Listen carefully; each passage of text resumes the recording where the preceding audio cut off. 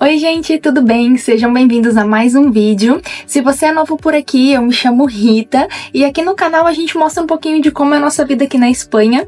Hoje eu vou gravar o vídeo sozinho, o Fernando não tá aqui comigo, ele saiu pra dar uma voltinha com a Bonnie. E hoje eu vou falar sobre o ensino aqui na Espanha, de como funcionam, quais são as opções, quem tem direito de estudar aqui. Então se você tem interesse nesse tipo de conteúdo ou só curiosidade mesmo de saber como que funcionam as coisas por aqui, bora lá comigo. Rita, quem tem direito de estudar na Espanha? Qualquer imigrante pode estudar na Espanha? Então funciona assim, todas as crianças e adolescentes têm o seu direito assegurado para estudar aqui na Espanha, então independente se elas estão legalmente ou ilegais, né, se tem papéis legais aqui ou não, tem direito do estudo aqui na Espanha, independente se os pais têm ou não a documentação. A única coisa que precisa ter é o empadronamento, né, que é um documento que você faz quando você chega aqui, é um informe que você faz para um órgão público, né, a prefeitura no caso, informando o seu endereço, aonde você mora. Então, desde que a criança ela esteja empadronada na cidade onde ela mora, ali na localidade onde ela vive, ela tem direito do estudo. Não precisa de histórico escolar, nem nada do tipo, se ela tiver ali a idade de 6 a 12 anos. Não tem necessidade de você trazer um histórico escolar, apostilado, traduzido, enfim, não precisa. Agora, se já é um adolescente ali um pouco maior, talvez sim eles peçam ali o currículo escolar, o histórico, né, escolar, para ver qual que são as matérias que já foram estudadas, enfim. E aqui na Espanha existem 3 tipos de escolas: as públicas, as privadas e as concertadas. As escolas concertadas é como se fosse uma escola metade pública, metade privada, porque são escolas que trabalham com parte dos recursos públicos, né? Então, parte dos recursos são subsidiados pelo governo. São escolas que os pais precisam pagar uma taxa aí anual, que varia aí de 500 a 700 euros, mais ou menos, depende muito da região que você mora, da cidade, anuais. Então, você paga aí uma taxa anual para o seu filho poder estudar nessas escolas. E são escolas que geralmente são geridas por entidades privadas ou então por entidades católicas, né? Que é bem comum aqui, eles costumam dizer que são as escolas católicas. E as escolas concertadas são bem disputadas pela qualidade do ensino, então não é sempre que você consegue uma vaga mesmo você pagando uma taxa. Aqui também quase todos os colégios são bilíngues. Eles não têm uma matéria em inglês, né? Uma matéria de inglês. As crianças estudam 2 horas e meia em castelhano e 2 horas e meia em inglês. Então, eles têm aula de matemática, tem aula de geografia, tem aula de ciências, tem algumas matérias que são aplicadas em inglês. E por mais que a criança ela faça perguntas para os professores em castelhano, em espanhol, os professores sempre respondem em inglês. Quais matérias são inglês ou espanhol varia um pouco de colégio para colégio, não é as mesmas, né? Eu tive 2 sobrinhas que estudaram aqui e elas estudavam em colégios diferentes e não eram as mesmas matérias que eram aplicadas em espanhol e em inglês, então varia aí um pouquinho, mas quase todas as escolas são bilíngues e algumas têm como alternativa fazer um terceiro idioma, que daí tem a opção do francês, do alemão ou então o euskera, que é o dialeto aqui da região onde a gente mora. O horário de funcionamento aqui das escolas, a maioria delas é de 9 da manhã até as 2 da tarde. Então, são 5 horas de aula. Algumas escolas, para maiores, assim, né, que já é o ensino secundário, começam às 8 da manhã, mas a maioria das escolas é esse horário, de 9 às 2 da tarde. A opção que tem caso os pais precisam, por qualquer motivo, né, deixar a criança por mais tempo na escola, você tem a opção de deixar a criança até às 5 horas da tarde na escola, totalizando aí um total de 8 horas, então a criança ela pode passar até 8 horas na escola, mas quando você opta por deixar a criança até as 5 horas da tarde, aí você precisa pagar o comedor, que eles chamam aqui, né, que seria o refeitório, e varia aí mais ou menos de 120 a 150 por mês, tanto nas escolas públicas quanto nas escolas concertadas.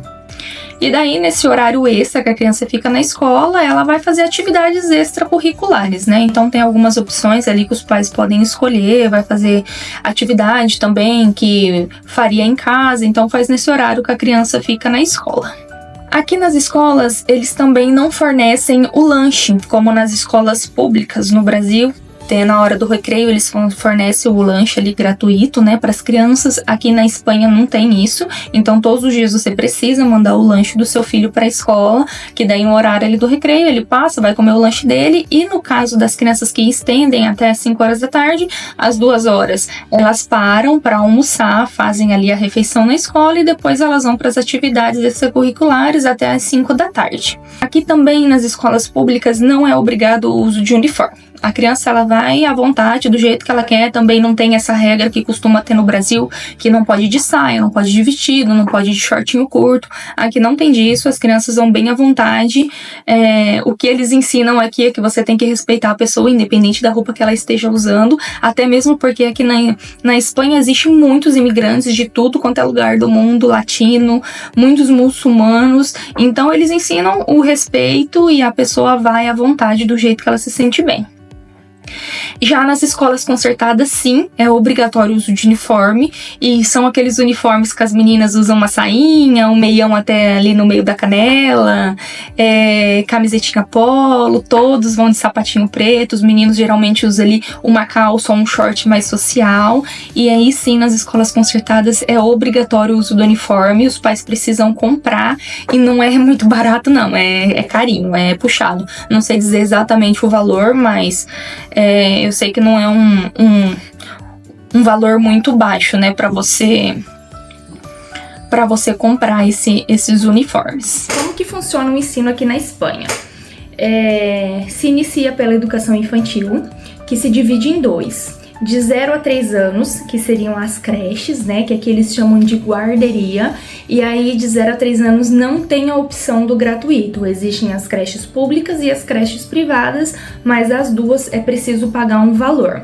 Nas creches públicas você vai pagar em uma taxa de 100 a 200 euros mais ou menos mensais para sua criança poder ficar na creche. E o que existe são algumas ajudas por parte do governo para ajudar aí nesses custos.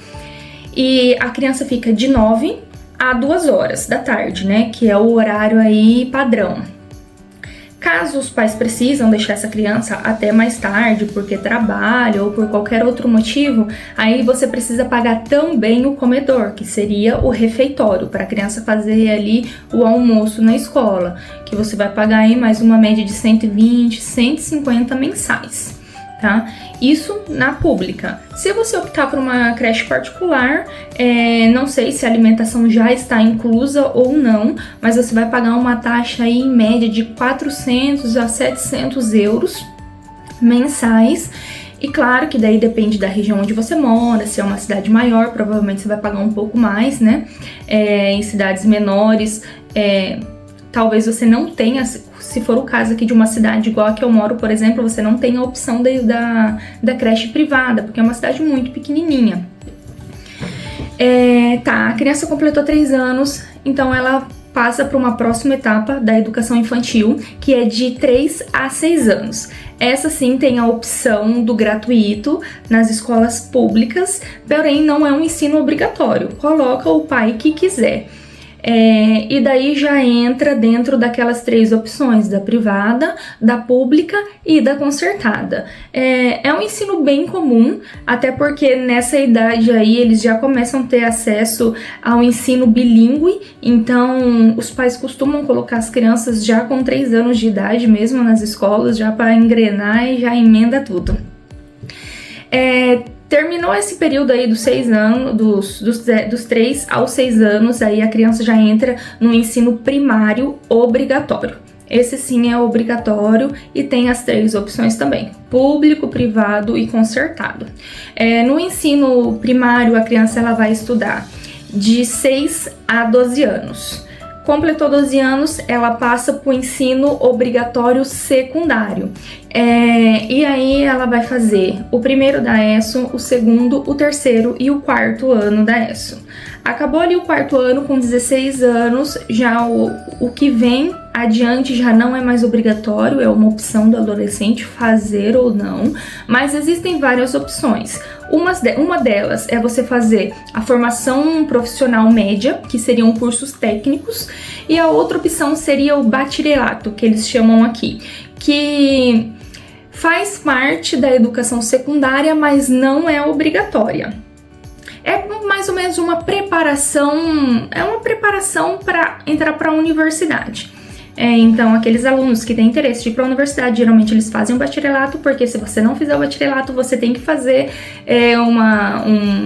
um curso técnico, depois fazer um curso superior, para depois entrar na universidade. Funciona um pouquinho diferente, aqui tem muitas opções. Tanto é que quando eu vim para cá, que eu tentei convalidar os meus estudos, eu não sabia nem em qual eu me enquadrava, porque é tanta opção que tem ali de formação que a gente fica até meio perdido. Mas enfim, tem essas duas opções. A formação profissional média, que seriam cursos técnicos, que tem duração de 2 anos, ou então o bacharelato, que tem duração de 2 anos também.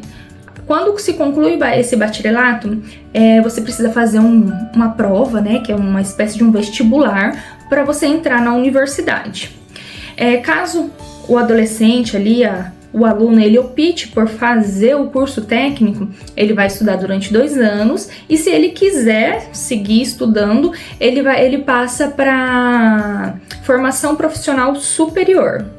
Não é um curso na universidade, mas já é algo um pouco mais avançado, que também tem duração de 2 anos. E daí ele estuda 2 anos nessa formação profissional superior, e aí se ele quiser, ele pode fazer algum curso, alguma outra formação na universidade. Então, você tem essas duas opções, passar pelo curso técnico, o curso superior e depois ir para a universidade, ou então fazer o bachelier, fazer esse vestibular e entrar na universidade. E depois aí já vem pós-graduação, doutorado e tudo mais. E para aquelas pessoas que estudaram no Brasil, fizeram faculdade no Brasil, assim como eu, e têm vontade de convalidar o seu curso aqui, os seus estudos aqui, também é possível. O processo de convalidação do ensino superior é um pouco diferente aqui, né? É um pouco mais burocrático, demora um pouquinho também, aí acho que pode demorar cerca de 1 ano ou até mais, depende do seu processo, né? Do seu curso. No meu caso, eu não quis convalidar, eu estudei administração do Brasil, mas eu não quis convalidar o curso aqui. Eu optei convalidar apenas o meu curso obrigatório, né? Que é o aí dos 6 aos 16 anos. Esse sim eu optei por convalidar, porque algumas vagas de emprego, eles pedem que você tenha comprovado, né, esse estudo, até mesmo para saber se realmente você sabe ler, escrever, enfim.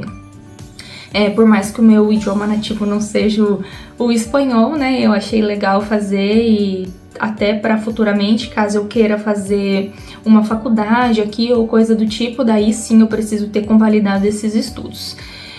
Não é um processo difícil, é até bem simples, eu só tive que preencher alguns formulários, pagar uma taxa aí de quase 50 euros, foi o valor que eu paguei, e demora aí um prazo de uns 3 meses mais ou menos para esse estudo ser convalidado.